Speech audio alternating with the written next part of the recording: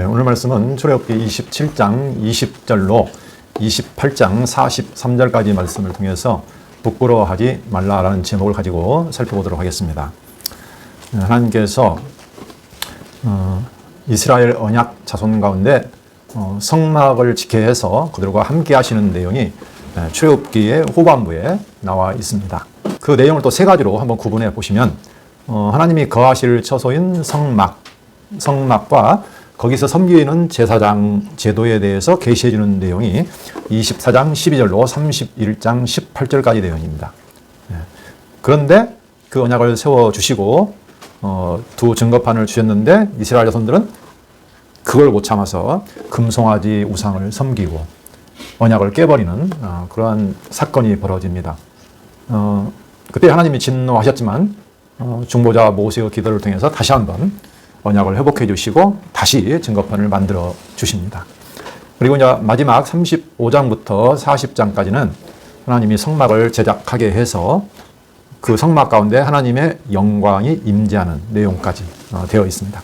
이렇게 해서 하나님께서 이스라엘 자손들의 범죄와 허물에도 불구하고 그들 가운데 성막으로 함께 하시는 내용을 지금 저희가 살펴보고 있습니다. 그 중에서 저희가 지금 성막과 그 다음에 제사장에 대한 하나님의 명령을 지금 살펴보고 있습니다. 지금까지 저희가 모세를 시내산으로 부르시고 계시하실 준비를 하시는 것이죠. 그리고 성소를 지을 재료, 자원하는 예물을 받아서 성소를 지을 재료로 삼으라는 명령을 하셨고, 그 다음에 이제 성막, 지성소와 성소, 또 거기에 쓰이는 여러 가지 기구들, 그리고 지난 시간에 저희가 뜰과 번제단, 이를 어떻게 만들 것이냐, 또는 뭐 모양, 이런 것들에 대한 하나님의 계시를 저희가 살펴보았습니다. 자, 그러면 이제 성막과 여러 가지 기구들에 대한 하나님의 계시가 지금 끝났는데, 지난 시간에 이제 27장 마지막 두 절을 지금 제가 남겨놨습니다. 일반적으로는 그 27장 20절로 21절 이 내용이 뭐냐면 등불 관리에 대한 규례입니다. 근데 이것은 참 애매한 내용이에요, 사실은 이게. 그래서 이걸 어디로 붙여야 되느냐라는 고민이 있습니다. 보시면 이제 성막과 거기에 쓰이는 기구에 대한 계시가 쭉 있었고, 그 다음에 거기서 섬기는 제사장에 대한 제도가 설명이 되는데 그 사이에 뭐가 들어있냐면 등불 규례가 딱 들어가 있습니다. 그래서 이걸 이쪽으로 내야 되나 이쪽으로 내야 되나 약간 혼란스러운 부분이 있는데, 저는 지난 시간에 성막과 기구에서 다루지 않고 오늘 제사장 제도에서 다루고자 합니다. 사실은 뭐 상관은 없지만 성막과 성구에 대한 내용은 아니거든요, 사실은 이것은. 그렇죠? 네. 성막과 그 기구를 이용해서 뭔가를 하는 일에 대한 내용이기 때문에 저는 제사장 제도에 넣어서 해석을 하려고 합니다. 사실은 이 내용이 제사장의 어떤 직무와 성막 기구와를 연결시켜주는 하나의 연결고리라고 보시면 됩니다. 그죠? 또 다른 말로 말하면 제사장이 왜 필요한데, 무슨 일을 하는 건데, 이렇게 생각하시면 되겠습니다. 그러니까 이제 전환이 되는 거죠. 성막과 기구에 대한 것에서 제사장에 대한 것으로 바뀌는 전환점 또는 연결고리로서 제사장이 이런 직무를 해야 하기 때문에 필요하다, 제사장이. 이렇게 이해를 하시면 되겠습니다. 그래서 여기를 제사장 쪽으로 넣어도 오히려 좀 더 자연스럽지 않을까, 이렇게 생각을 해보는 겁니다. 자, 등불 관리 규례 내용을 보시면 너는 또 이스라엘 자손에게 명령하여 감람으로 짠 순수한 기름을 등불을 위하여 내게로 가져오게 하고 끊이지 않게 등불을 켜되, 그랬습니다. 그렇죠? 아론과 그의 아들들로 회막 안 증거궤 앞 휘장 밖에서 저녁부터 아침까지 항상 여호와 앞에 그 등불을 보살피게 하라. 그러니까 여기서 지금 아론과 그의 아들들이 등장을 했습니다. 그러니까 이제 제사장들이죠. 제사장들이 무슨 일을 하냐면 회막 안 휘장 밖에서 저녁부터 아침까지 항상 여호와 앞에 그 등불을 보살피는 일을 한다는 거죠. 그래서 등불이 꺼지지 않도록 항상 켜 있도록, 그렇죠? 이것을 살피는 것입니다. 이는 이스라엘 자손이 대대로 지킬 규례이니라, 이렇게 말을 했습니다. 자, 제사장이 왜 필요하냐? 여러 가지 직무가 있지만 가장 대표적인 직무가 뭐냐면 성막 봉사. 그러죠? 성막 봉사의 핵심이 뭐냐? 제사장이 하는 일이 성막에서 봉사하는 일인데 그 핵심이 뭐냐면 항상 등불을 켜야 되는 겁니다. 꺼지지 않도록. 항상 켜 있도록. 자, 그 전에 내용 볼까요? 자, 이스라엘 자손이 여기 이제 성소가 있습니다. 이렇게 있죠? 이 뜰 문을 지나서 휘장을 지나서 여기 번제단 정사각형, 그다음에 물두멍, 그다음에 여기 성막 문, 여기도 휘장이 있죠.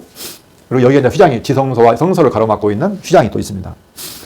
죄인이 죄에 대한 심판, 희생을 통해서 들어가고 또 깨끗하게 정결하게 해서 뜰까지는 백성들이 들어가지만 하나님이 계신 이 성소 안에는 못 들어갑니다. 그래서 누가 들어가냐면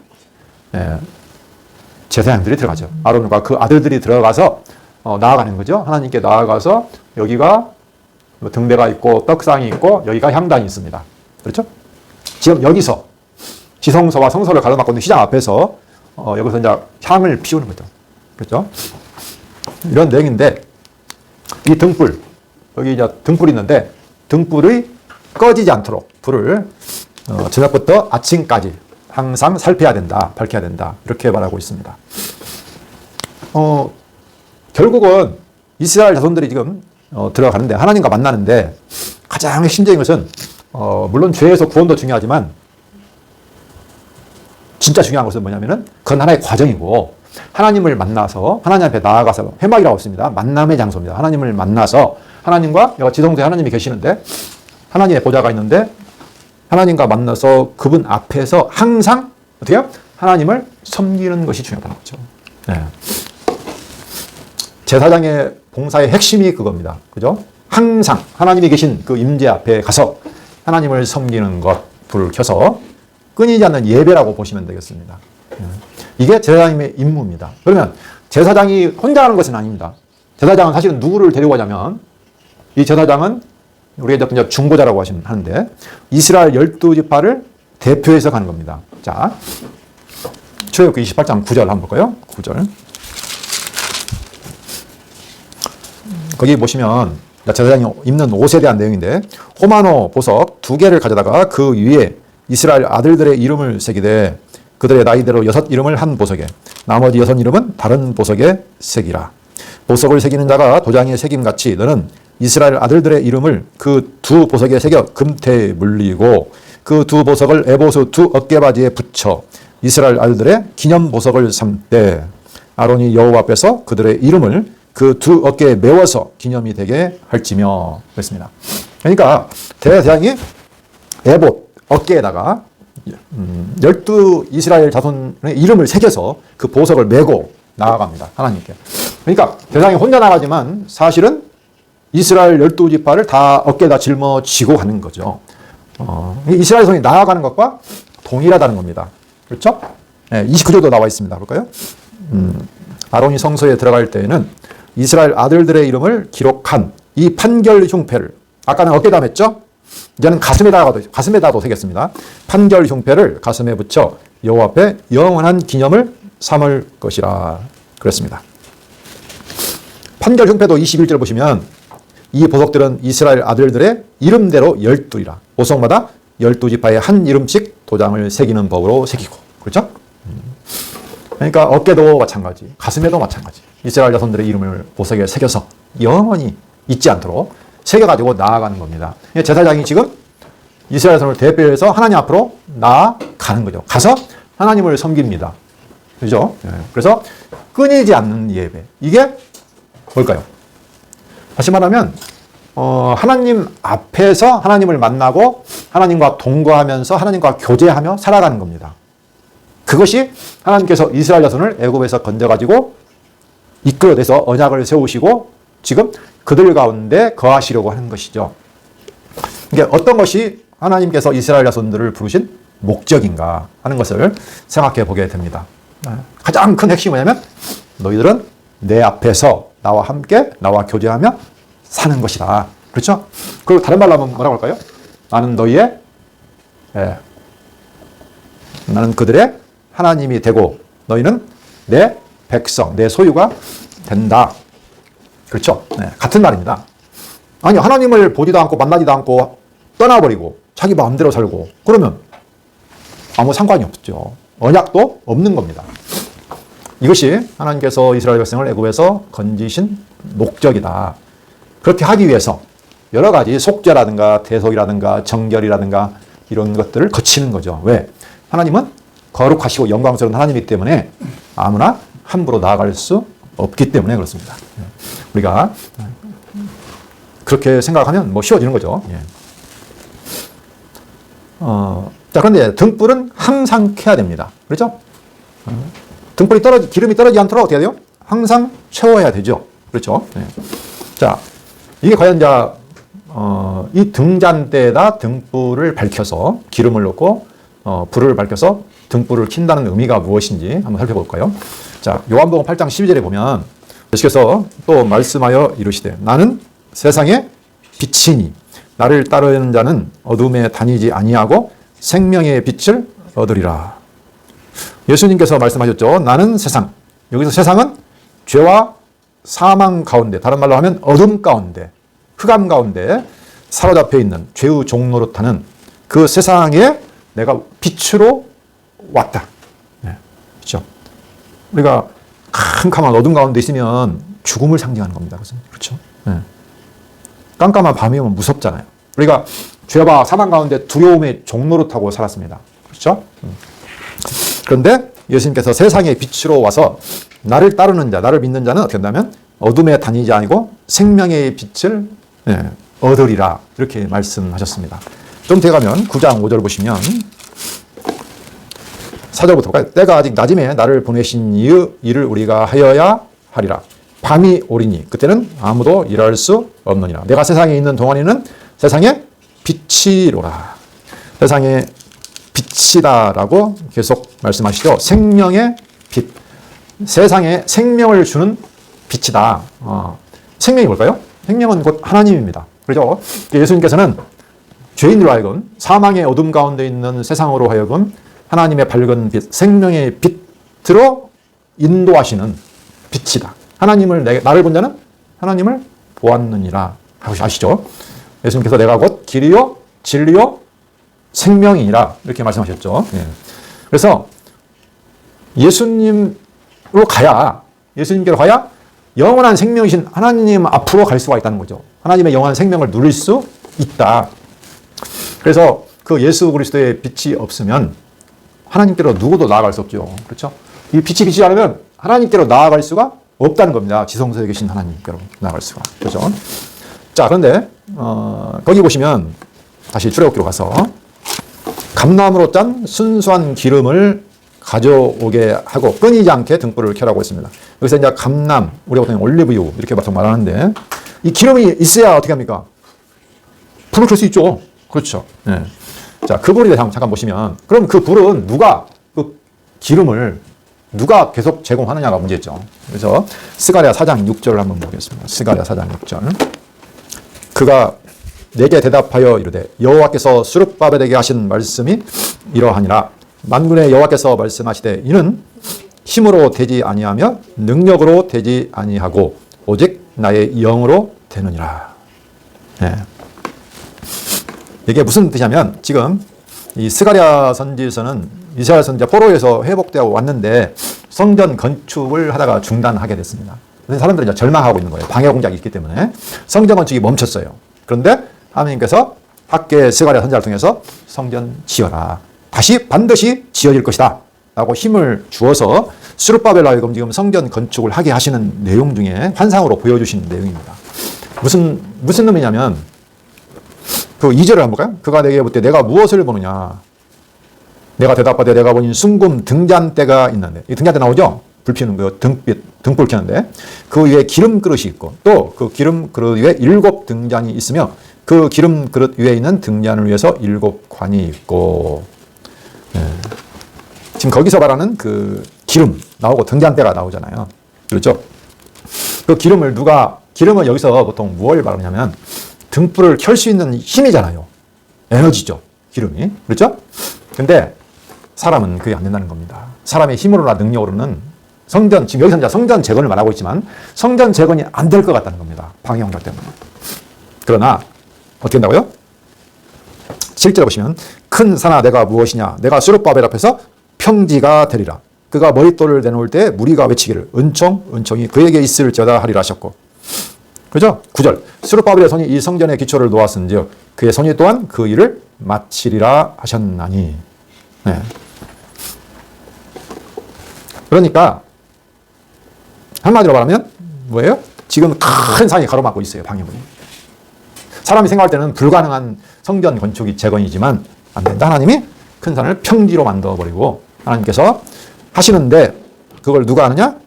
예, 이는 힘으로 되지 아니하며 능력으로 되지 아니하고 오직 나의 영으로 되느니라. 이렇게 말했습니다. 예, 성전을 재건한다? 중요한 일이죠. 그죠? 예. 하나님이 장신 백성과 거하시는 곳이 성전이잖아요. 함께 하시는 곳이. 성전은 가장 이스라엘 나라에서 핵심입니다. 그게 재건된다는 것은 다시 말하면 이스라엘 나라가 회복된다는 것이고, 근데 그 일을 너희들로는 아니 된다. 나의 능력, 다시 말하면 성령의 능력으로만 가능하다라는 것을 지금 말하고 있다는 거죠. 예. 사실 이스라엘 백성은 실패했죠. 그래서 하나님께서 새 언약을 주셨잖아요. 그렇죠? 그 새 언약 내용을 보시면 뭐라고 하냐면 하나님이 새 영을 부어주셔서, 그렇죠? 너희 마음과 생각에다 기록해서 내가 완벽한 회복을 이루어주겠다를 하고 약속하신 내용이 새 언약입니다. 그러니까 이스라엘에서는 실패했어요. 안 돼요. 자기들 힘으로. 율법을 못 지켜요. 한마디로 말하면. 그래서 하나님이 다 성전도 헐어버리고 나라도 패망케 했잖아요. 너희들은 안 된다는 겁니다. 그러나 나의 영으로, 내가 내 힘으로 그것을 이루어주겠다라고 지금 말씀하시는 내용이죠. 네. 그렇게 해서 하나님 앞에 살도록 하나님과 동거하고 하나님과 교제하며 살아가는 백성으로 내가 만들어 주시겠다라는 언약입니다. 그 언약을 이루기 위해서 실제로 예수님께서 세상에 빛으로 오시고 성령께서 성령을 보내주셔서 우리 안에서 이제 어떻게 해요? 성령이 끊임없이 진리를 공급해서 우리로 하여금 하나님을 알고 섬기게 하시는 거죠. 다 이거 하나님의 사역입니다. 우리의 능력으로는 할 수가 없는 거죠. 예. 그래서 지금 여기 뭐 등잔 때 거기서 비추는 빛, 이게 결국은 그리스도를 예표하는 것이고, 그렇죠? 그리스도가 진짜 빛이고 하나님의 아들이잖아요. 하나님과 동거하는 존재인데 우리는 거기에 어떻게 됩니까? 하나로 연결된 지시잖아요. 한 몸이에요. 그러니까 사실은 그리스도를 말하기도 하지만 누굴 말하기도 합니까? 교회를 말하는 겁니다. 사실 이것도. 그래서 마태복음 5장 14절에 보시면 뭐라고 하냐면 너희는 세상의 빛이다. 내가 세상의 빛이지만 너희도 세상의 빛이다. 왜? 한 몸이니까 우리가. 네. 자, 그 등잔대가 교회라는 사실을 한번 다시 한번 볼까요? 자, 계시록 1장 12절 볼까요? 요한계시록 1장 12절을 보시면 몸을 돌이켜 나에게 말한 음성을 알아보려고 돌이킬 때 7 금촛대를 보았는데, 자, 촛대에서 이제 불을 밝히죠. 7 금촛대를 보았는데 촛대 사이에 인자 같은 이가 발에 끌리는 옷을 입고 가슴에 금띠를 띠고 하면서 7 금촛대를 보았다고 하죠. 그렇죠? 예. 20절을 볼까요? 내가 본 것은, 해석을 해죠. 내가 본 것은 내 오른손의 7 별의 비밀과 7 금촛대라. 7 별은 7 교회사요. 7 촛대는 7 교회니라. 예, 이렇게 나오잖아요. 그러면 7 금촛대가 누구냐면 바로 7 교회, 완벽한 하나님의 교회를 말하고 있다는 거죠. 예, 그렇죠? 그 교회가 뭐가 있습니까? 촛대니까, 금촛대니까 빛을 발하죠, 당연히. 그렇죠? 예, 하나님의 빛, 그리스도의 빛을, 생명의 빛을 발하는 존재로서의 교회도 예표하고 있다. 이렇게 보시면 됩니다. 예. 그래서 우리는 왕 같은 제사장으로서 하나님의 빛을 항상 바라보고 그 앞에 섬기는 존재라는 거죠. 베드로전서 보시면, 그래서 우리를 뭐라고 부르냐면 베드로전서 2장 5절 너희도 산돌같이 신령한 집으로 세워지고 예수 그리스도로 말미암아 하나님이 기쁘게 받으실 신령한 제사를 드릴 거룩한 제사장이 될지니라. 예. 여기서 분명히 교회를 뭐라고 했습니까? 예수 그리스도로 말미암아 하나님이 기쁘게 받으실 신령한 제사를 드릴 거룩한 제사장이 될지니라. 예. 여기서 말한 제사장이 지금 누구라는 겁니까? 물론 장차 오실 참 제사장 예수님이시지만 우리도, 교회도 그러한 거룩한 제사장이다. 이렇게 말하고 있어요. 9절 보시면 그러나 너희는 택하신 족속이요 왕 같은 제사장들이요. 예. 그냥 제사장도 아니고 왕 같은 제사장들이요 거룩한 나라요 그의 소유가 된 백성이니 이는 너희를 어두운 데서 불러내어 어둠이 나오죠? 어두운 데서 우리가 어두운 가운데 있다는 겁니다. 어두운 데서 불러내어 그의 기이한 빛 하나님의 영광 은혜의 빛에 들어가게 하시니 아름다운 덕을 선포하게 하려 하십니다. 그렇죠? 그래서 우리가 그 빛을 우리도 비추게 된다는 겁니다. 하나님의 그 아름다운 은혜, 생명, 영광의 빛을 우리도 비추는 비단이기 때문에 그런 존재로서 왕 같은 제사장과 같다라고 말씀하고 있습니다. 자, 어쨌든 간에 이 등불 관례 규례를 통해서 제사장이 왜 필요한가? 항상 빛 앞에 누가? 하나님의 백성들이 살아갈 수 있도록, 다시 말하면 하나님의 영원한 생명 앞에서, 그 은혜 앞에서, 영광 앞에서 나아가서 살아갈 수 있도록 하는 존재로서 필요하다라고 말하고 있습니다. 그게 바로 하나님께서 이스라엘을 구원하신 목적, 인도하신 목적, 부르신 목적이라는 거죠. 그죠?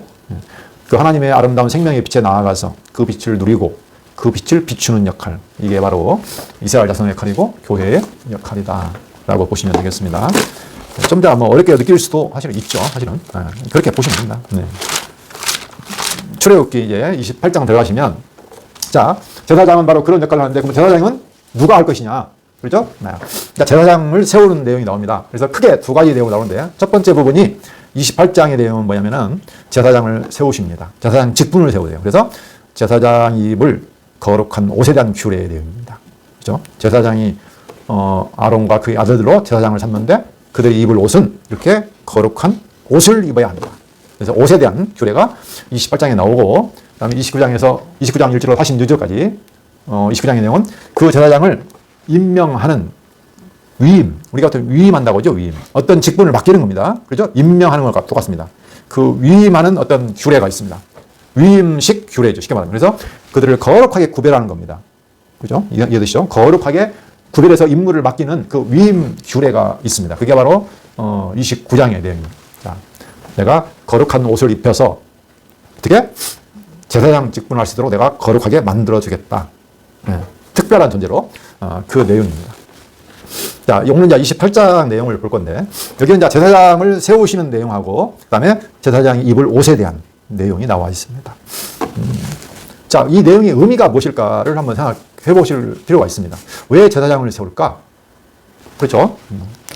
자, 제사장은 왜 세울까? 두 번째, 왜 그렇게 거룩한 옷을 입으라고 할까?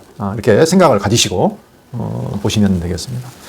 이것은 하나님께서 아브라함에게 하신 언약, 아브라함 언약과 관련이 당연히 있습니다.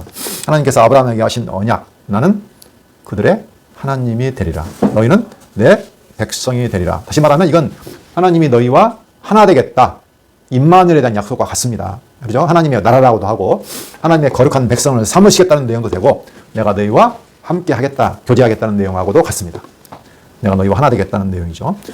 그게 곧 내가 그들의 하나님이 되겠다는 건데, 그런데 문제는 하나 되고 싶긴 한데 하나님은 어떤 분이냐면 영광스럽고 거룩하신 분인데 이스라엘 자손들은 아니라는 겁니다. 그들은 연약하고 죄인이어서 하나님과 만날 수도 없고 볼 수도 없고 교제할 수가 없는 존재라는 겁니다. 가까이 할 수가 없어요. 그래서 누가 필요합니까? 성막이 필요하고, 그리고 거기서 섬기는, 그들을 거룩하게 하고 정결하게 할 수 있는 제사장이 필요하다. 그러니까 이 제도를 마련하신 목적은 뭡니까? 하나님이 그들과 함께 하겠다는 것의 의지의 실천이죠. 그렇죠? 그 약속의 성취를 위해서 하나님께서 제사장 직분도 세우시고 성막과 기구도 만들게 하시는 거죠. 그렇죠? 그러면 이게 누구를 위해서 하시는 겁니까? 하나님 자신을 위해서. 이게 참 꼭 우리를 위해서 하는 것 같잖아요. 그렇죠? 근데 아닙니다. 하나님께서. 자, 하나님께서 하나님을 위하여 하나님이 하신다. 그렇죠? 하나님의 무엇을 해서요? 그 거룩한 이름의 영광을 위해서. 그렇죠? 여호와. 나는 너희 하나님 여호와이니라. 그 이름을 위해서, 거룩한 이름을 위해서 하나님이 지금 주도적으로 하시는 겁니다. 자, 그러면 그 옷에 대한 규례를 한번 살펴보도록 하겠습니다. 1절, 5절 내용을 보시면 제사장을 구별하여 세우시죠. 자, 너는 이스라엘 자손 중 내 형 아론과 그의 아들들 곧 아론과 아론의 아들들 나답과 아비와 엘라살과 이다마를 그와 함께 내게로 나오게 하여 나를 섬기는 제사장 직분을 행하게 하되. 아론이 선택한 것이 아니죠. 하나님께서 일방적으로 아론과 그의 아들들로 제사장 직분을 행하게 하셨죠.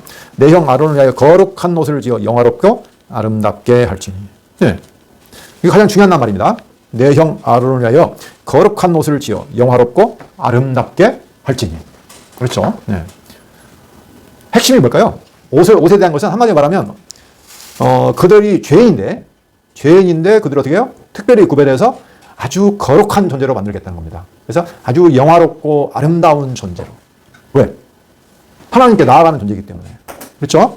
그런데 이 제사장, 특히 대제사장, 여기에는 이스라엘 12지파의 이름이 다 새겨져 있죠. 그러면 이스라엘 지파를 다 짊어지고 나아간다는 거죠.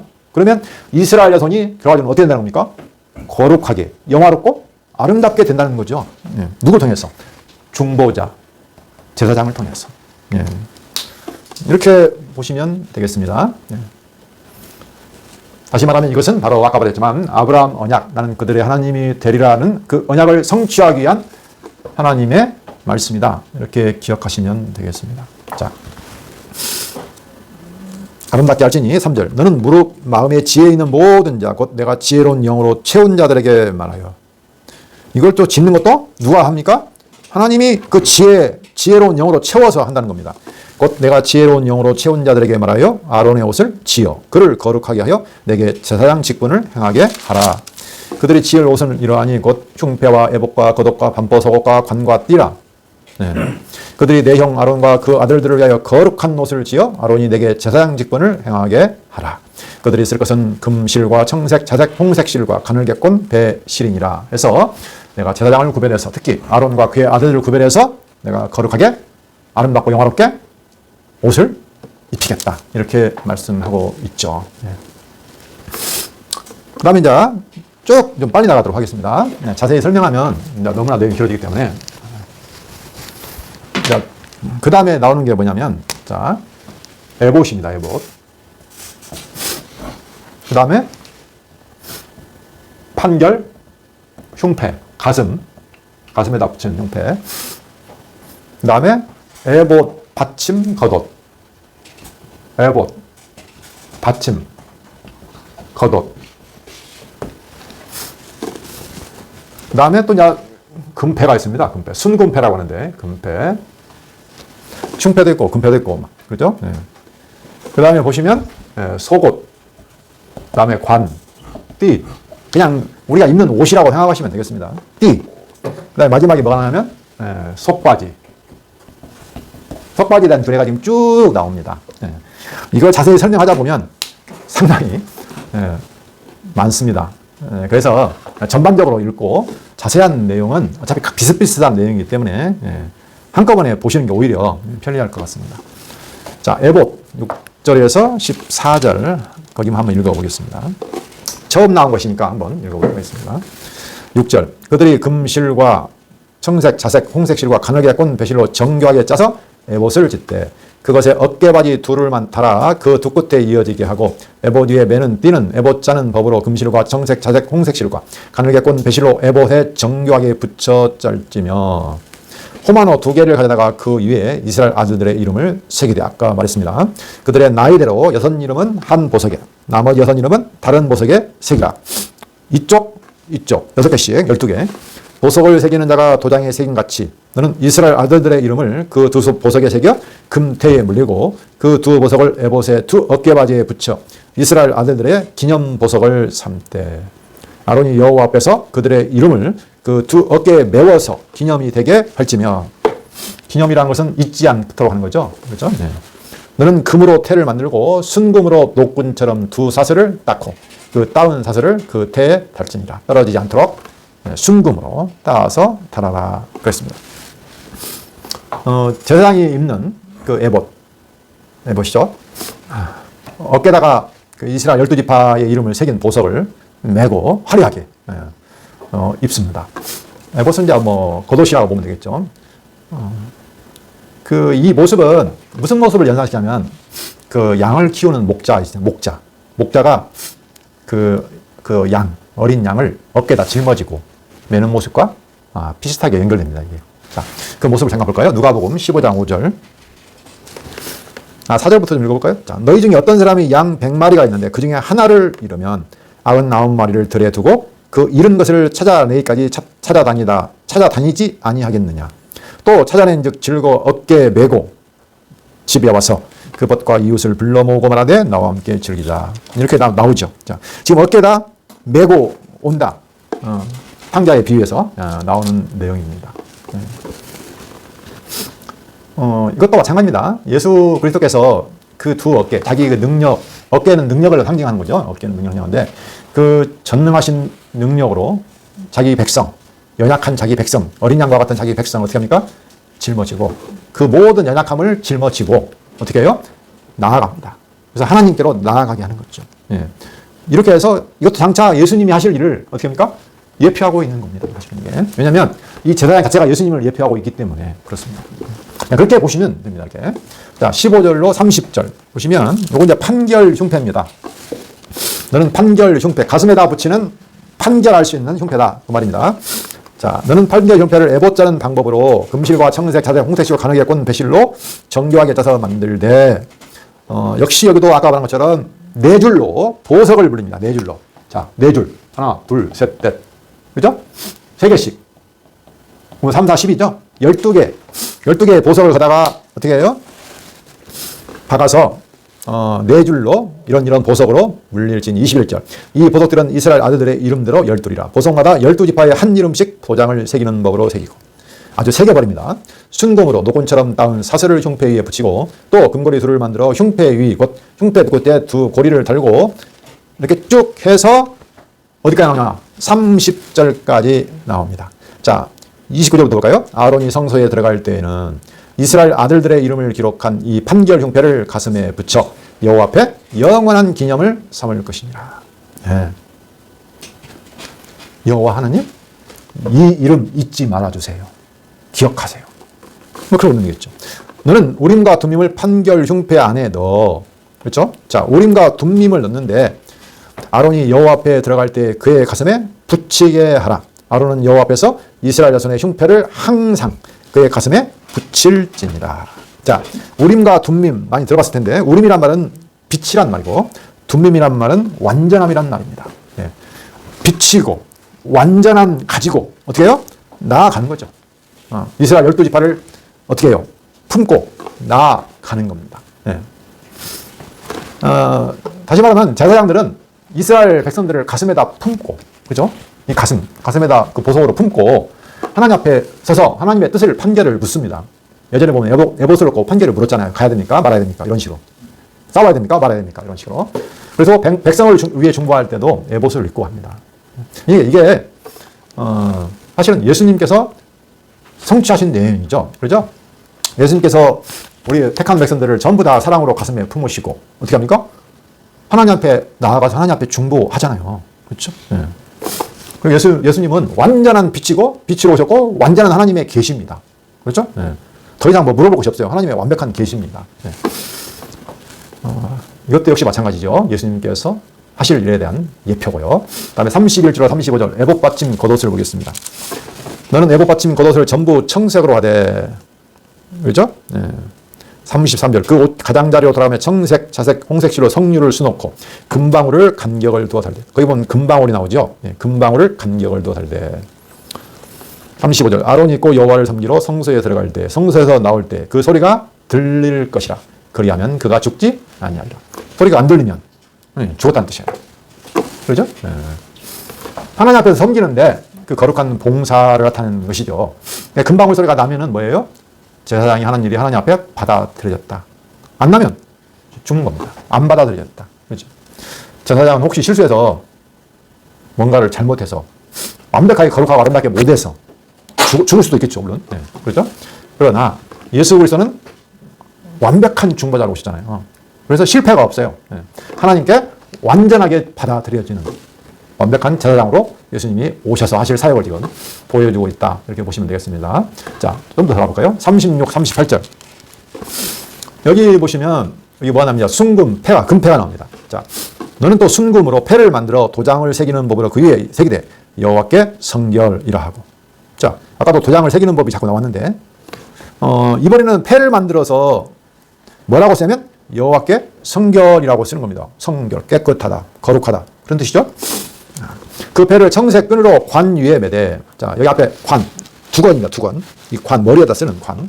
관 위에 매되 곧 관 전면에 껴라. 관 앞에, 이 전면에 관을 매고 거기다가 패를 만들어 붙이라는 거죠. 색이라는 겁니다. 여호와께 성결이라고. 이 패를 아론의 이마에 두어 그가 이스라엘 성이 거룩하게 드리는 성물과 관련된 죄책을 담당하게 하라. 어떤 죄에 대한 일이 있을 때에 여호와께 성결이라는 그 패를 쓰고 그 죄책을 아론이 담당하게 하라는 것이죠.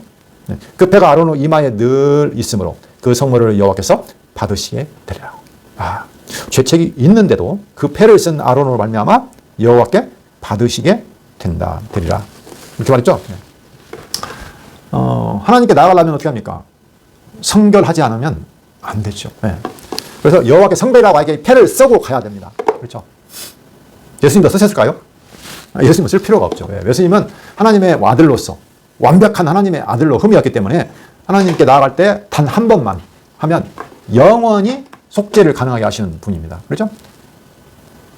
예수님께서는 하나님께 완벽하게 성결된 존재잖아요. 그렇죠? 하나님의 아들이시기 때문에. 그래서 예수님으로 말미암아 완벽하게 성취가 됩니다. 자, 그 다음에 이제 마지막 39절로 41절까지 내용을 보시면 거기는 이제 속옷과 관과 띠가 나옵니다. 자, 39절. 너는 가는 배실로 반포 속옷을 짜고 가는 배실로 관을 만들고 띠를 수놓아 만들지니라. 자, 속옷, 관, 띠. 머리다 쓰는 관, 속옷, 그 다음에 띠를 수놓아 만들지니라. 이건 제사장을 말하고 있습니다. 제사장, 대제사장, 아론. 그 다음에 40절부터 41절까지 보시면 여기는 이제 아론의 아들들을 위한 겁니다. 너는 아론의 아들들을 위하여 속옷을 만들며. 아까 속옷 만들라고 했는데 또 나왔죠. 속옷을 만들며 그들을 위하여 띠를 만들며. 여기는 그들이라고 있죠. 그러니까 아론의 아들입니다. 띠를 만들며. 또 그들을 위하여 관을 만들어 영화롭고 아름답게 하되. 그러니까 대제사장도 있고, 그 다음에 아들들인 제사장들도 있고, 그렇죠. 일반 제사장들. 어쨌든 간에 전부 다 어떻게 해야 됩니까? 아름답고 영화롭게 해야 된다는 겁니다. 그렇죠? 모두가 제사장들은 거룩하게 해야 된다라는 거죠. 함부로 하나님 앞에 그냥 맨몸으로 나가면 된다 안 된다? 안 된다는 겁니다. 그렇죠? 자, 그 다음에 이제 42절, 43절 마지막에 보면 속바지에 대한 얘기 나옵니다. 또 그들을 위하여 배로 속바지를 만들어 허리에서부터 두 넓적다리까지 이르게 하여 하체를 가리게 하라. 아론과 그의 아들들이 회막에 들어갈 때나 제단에 가까이 하여 거룩한 곳에 섬길 때에 그것들을 입어야 죄를 짊어진 채 죽지 아니하리니 그와 그의 후손이 영원히 지킬 규례이라. 영원히 지킬 규례 하면 누구로 갑니까? 예수 그리스도로 당연히 갑니다. 그렇죠? 이들은 영원히 안 돼요. 그러나 예수 그리스도에 이르러서 이게 완벽하게 성취가 되는 겁니다. 그렇죠? 지금 헷갈리는 것이 있던데 속바지하고 아까 속옷이 나왔죠? 위에 속옷이 나왔는데 뒤에 또 속바지가 나옵니다. 그럼 속옷이나 속바지나 같은 거 아니냐 이렇게 생각할 수 있는데 다릅니다. 속옷은 상의입니다. 상이긴 하지만 좀 밑에까지 내려오는 상이고 속바지는 밑에를 가리는 하체, 부끄러운 부분을 가리는 겁니다. 그렇게 이해하시면 되겠습니다. 자, 아론과 제사장들도 속바지를 입어서 수치를 가려야 됐죠. 예수님께서는 십자가에서 어떻게 했죠? 속바지까지 다 벗고 벌거벗은 수치를 다 늘어내시잖아요. 모든 사람 앞에서 수치를 당하셨죠. 그래서 우리로 하여금 그 수치를 대신 우리의 모든 죄로 인한 수치를 대신 감당하셔서 우리로 하여금 예수 그리스도의 깨끗한 옷으로 입게 하셨죠. 그렇죠? 그래서 우리는 죄를 지면 부끄러워요. 그렇죠? 그것을 지금 그리스도로 말미암아 지금 가리워 주시는 겁니다. 오늘 제목이 뭐냐면은 부끄러워 말라. 창세기 3장 21절. 아담 하와가 범죄했을 때 부끄러워서 가렸죠. 숨었죠. 무화과 잎으로 가렸죠. 가려지지 않잖아요. 그렇죠? 그래서 하나님 어떻게 하시죠? 가죽옷을 지어 입히셨어요. 이미 하나님은 창세기서부터 당신 택한 백성의 죄를 어떻게 해요? 영원히 가려 주실 것을 지금 약속하신 거예요. 그렇죠? 여자의 후손으로서 내가 가죽옷을 지어 입히신 것처럼 너희 죄를 부끄러움을 가려줄 그를 내가 보내겠다. 약하셨죠. 근데 이스라엘 손들은 율법을 통해서 가려워지긴 했지만 그건 불완전하잖아요. 그렇죠? 네. 그래서 하나님께서 이제 새 언약을 주셨어요. 예레미야, 에스겔을 보면은 새 언약이 나오는데 그때 무슨 언약이 나오냐면요. 그 죄를, 수치를 가리워 주겠다는 내용이 나옵니다. 자, 빨리 보겠습니다. 31장, 예레미야 31장. 31장 34절. 그들이 다시는 각기 이웃과 형제를 가르쳐 이르기를 너는 여호와를 알라 하지 아니하리니 이는 작은 자로부터 큰 자까지 다 나를 알기 때문이라. 내가 그들의 악행을 사하고. 자, 여기 보죠. 자, 용서한다는 거요. 사하고. 다시는 그 죄를 기억하지 아니하리라. 예, 다시는 죄를 기억 안 한다는 거예요. 율법에서는 매일 기억을 나게 해요. 그런데 아예 기억도 안 나게 하겠다고 약속을 하셨습니다. 예레미야 31장 34절. 에스겔서 16장 8절 볼까요? 뒤에 나와 있습니다. 내가 내 곁으로 지나며 보니 내 때가 사랑을 할 만한 때라. 내 옷으로 너를 덮어 벌거벗은 것을 가리고 내게 맹세하고 언약하여 너를 내게 속하게 하였느니라. 나 주 여호와의 말이니라. 예. 들에 버려진 비천한 그런 여인을 어떻게 해요? 하나님께서 벌거벗은 것을 가려주고 아름답게 옷 입혀서 삼아 주었어요. 그런데 어떻게 해요? 이스라엘 사람들은 못 지켰어요. 네. 아까 벌거벗은 수치가 다 드러났어요. 네. 그 내용이에요. 그러나 나는 너희를 다시 어떻게 한다? 네. 죄를 아예 사하고 기억도 안 해주겠다. 라고 새 언약을 해주셨는데 예수님이 그 새 언약의 성취로 오셔가지고 그 모든 수치를 대신 당하시고 십자가의 죽으심으로 피로 말미암아 우리 어떻게 해요? 완벽한 흰옷, 영원한 새 옷을 입혀 주셨습니다. 그래서 하나님 앞에 당당하게 설 수 있도록 해주셨다는 거죠. 네. 지금 그 제사장에서 하신 일은 결국은 그 일이에요. 우리를 더 이상 두렵거나 우리의 죄로 말미암아 연약함을 부끄러워하지 않도록 너 하나님 앞에 당당하게 나갈 수 있다. 누구 안에서? 예수 그리스도 안에서 지금 그 내용을 말해주고 있습니다. 그게 바로 하나님의 영원한 뜻이었어요. 창세전에. 자, 에베소서 1장 4절을 보시면 곧 창세전에 그리스도 안에서 우리를 택하사 우리로 사랑 안에서 그 앞에 거룩하고 흠이 없게 하시라고. 이게 하나님이 우리에게 주신 하늘에 속한 신령한 복이고 하나님의 영원한 뜻입니다. 그 뜻대로 지금 예수 그리스도를 통해서 우리를 깨끗하게 해서 부끄럽지 않도록 하시고 하나님의 영광스럽고 자랑스러운 아들로 영광스러운 깨끗한 단장한 신부로 만들어 가시는 것이 그래서 하나님과 완벽한 하나. 그죠? 나는 너의 하나님이 되고 너희는 내 백성이 되리라. 나는 너의 남편이 되고 너는 내 아내가 되리라. 이렇게. 이게 하나님의 영원한 뜻이에요. 그죠? 네. 그걸 지금 저희가 지금 다시 한번 확인해 보았습니다. 우리는 우리의 모습을 보면 늘 두렵고 부끄럽죠. 네. 세상에 온전한 의인이 없어요. 그러나 우리는 그리스도 안에서 정말 영광스럽고 거룩하고 아름다운 거룩한 신부로 단장해서 새 예루살렘 성의 모습이 그래요. 아주 영광스러운 성의 모습이 나중에 계시록에 보여주잖아요. 단장한 신부의 모습을 보여주는데 그렇게 할 겁니다. 근데 그걸 누가 하냐면 우리 힘으로 안 되니까 하나님께서 예수 그리스도와 보혜사 성령을 통해서 우리 안에서 그 일을 이루어 가신다. 그게 처음에 말씀드렸듯이 우리 때문도 아니고 우리로서도 안 되고 오직 하나님께서 자기 이름을 위해서 하신다라는 것이죠. 그게 뭐 하나님의 영원한 은혜입니다. 기도하고 마치도록 하겠습니다.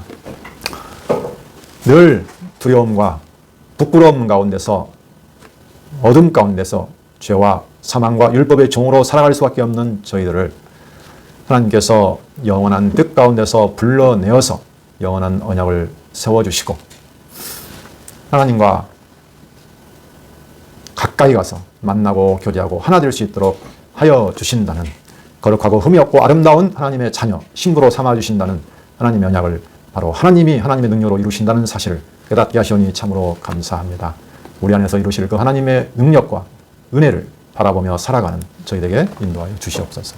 예수 그리스도 이름으로 기도합니다. 아멘.